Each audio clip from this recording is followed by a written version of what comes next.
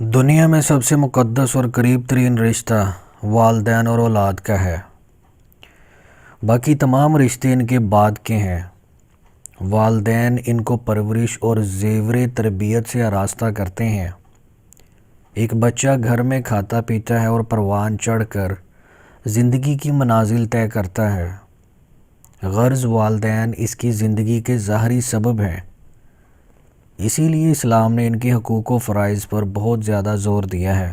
والدین کی اطاعت و فرما برداری ان کا اولین حق ہے۔ ارشاد ربانی ہے، ہم نے انسان کو اپنے ماں باپ کے ساتھ نیک سلوک کرنے کا حکم دیا ہے، اور اگر وہ دونوں تجھ پر اس بات کا زور ڈالیں کہ تو ایسی چیز کو میرا شریک ٹھہرائے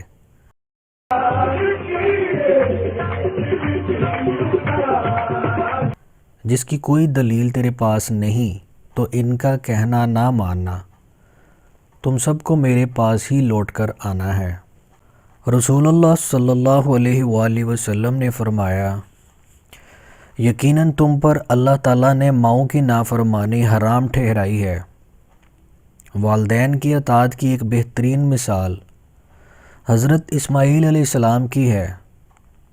جب ان سے حضرت ابراہیم علیہ السلام نے کہا کہ بیٹا، میں نے خواب میں دیکھا ہے کہ میں تمہیں اللہ کی راہ میں قربان کر رہا ہوں، تو بیٹے نے کہا، ابا جی، اللہ کا حکم میری سر آنکھوں پر، میں ذبح ہونے کے لیے تیار ہوں۔ قرآن حکیم میں ایک اور مقام پر کہا گیا ہے، اور تیرے رب نے حکم دیا ہے کہ اس کے سوا کسی کی عبادت مت کرو، اور تم ماں باپ کے ساتھ حسن سلوک کیا کرو۔ اگر تیرے پاس ان میں ایک یا دونوں بڑھاپے کو پہنچ جائیں تو ان کو کبھی ہوں یعنی اف بھی مت کہنا، اور نہ ان کو جھڑکنا، اور ان سے خوب ادب سے بات کرنا، اور ان کے سامنے شفقت سے انکساری کے ساتھ جھکے رہنا۔ یوں دعا کرتے رہنا کہ اے پروردگار، ان دونوں پر رحمت فرمائیے جیسا کہ انہوں نے مجھ کو بچپن میں پالا تھا۔ رب کی رضا والد کی رضا میں ہے، اور رب کی ناراضگی والد کی ناراضگی میں ہے۔ اللہ کو سب سے پسندیدہ کام وقت پر نماز پڑھنا، ماں باپ کے ساتھ نیکی کرنا، اور اللہ کی راہ میں محنت اٹھانا ہے۔ رسول اللہ صلی اللہ علیہ وآلہ وسلم نے فرمایا کہ جو بیٹا ماں باپ کی طرف محبت و شفقت کی نگاہ ڈالے، اللہ تعالیٰ ہر نگاہ کے بدلے ایک مقبول حج لکھ دیتے ہیں۔ صحابہ نے عرض کیا، چاہے دن میں 100 مرتبہ دیکھے؟ آپ صلی اللہ علیہ وآلہ وسلم نے فرمایا، ہاں، اللہ تعالیٰ بزرگ اور پاک ہیں۔ ایک بار حضور صلی اللہ علیہ وآلہ وسلم نے فرمایا کہ وہ آدمی کتنا احمق ہے جو اپنے ماں باپ کو گالی دیتا ہے۔ صحابہ نے عرض کی، حضور صلی اللہ علیہ وآلہ وسلم، کوئی شخص اپنے باپ کو گالی بھی دیتا ہے؟ آپ صلی اللہ علیہ وآلہ وسلم نے فرمایا، جب آدمی کسی کے باپ کو گالی دیتا ہے، وہ پلٹ کر اس کے باپ کو گالی دیتا ہے۔ اے میرے رب، مجھے اور میرے والدین کو بخش دے۔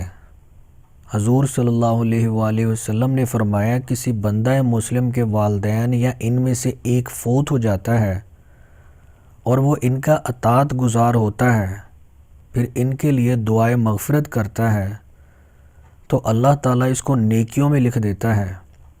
ایک شخص نے رسول اکرم صلی اللہ علیہ وآلہ وسلم سے آ کر پوچھا، کیا میں ماں باپ کے ساتھ ان کے مرنے کے بعد بھی نیکی کر سکتا ہوں؟ آپ نے فرمایا، ہاں، ان کے لیے دعائے مغفرت کیا کرو۔ بچے کی پرورش اور تربیت میں ماں کا خصوصی کردار ہوتا ہے۔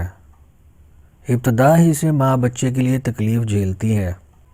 اس کے ماں نے تکلیف پر تکلیف اٹھا کر اسے اپنے پیٹ میں رکھا اور پھر 2 سال تک اسے دودھ پلایا۔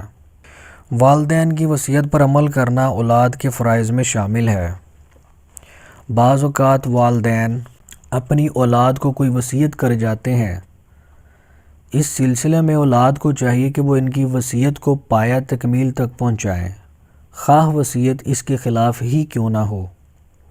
البتہ اگر جائیداد کا معاملہ ہو تو والدین اپنی پوری جائیداد کا 1/3 سے زیادہ وصیت نہیں کر سکتے۔ اولاد کو چاہیے کہ وہ اپنے والدین کی ناراضگی سے بچے۔ والدین اولاد کے لیے دعا گو رہتے ہیں۔ آپ صلی اللہ علیہ وآلہ وسلم کا ارشاد ہے کہ 3 دعائیں ضرور قبول ہوتی ہیں: مظلوم کی دعا، مسافر کی دعا اور والد کی دعا بیٹے کے لیے۔ والدین کی مالی امداد کرنا اولاد کا اہم فریضہ ہے۔ ان کی مرضی کے مطابق انہیں جیب خرچ وغیرہ دینا چاہیے۔ اخراجات میں ان سے مشورہ کرنا چاہیے۔ بعض اوقات والدین مقروض ہونے کی حالت میں فوت ہو جاتے ہیں۔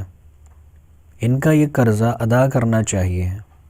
دوستو، ہمیں بھی چاہیے کہ ہم اپنے والدین کی خدمت کر کے ان سے دعائیں حاصل کریں۔ ہو سکتا ہے ان کی دعاؤں کے صدقے ہماری دنیا اور آخرت سنور جائے۔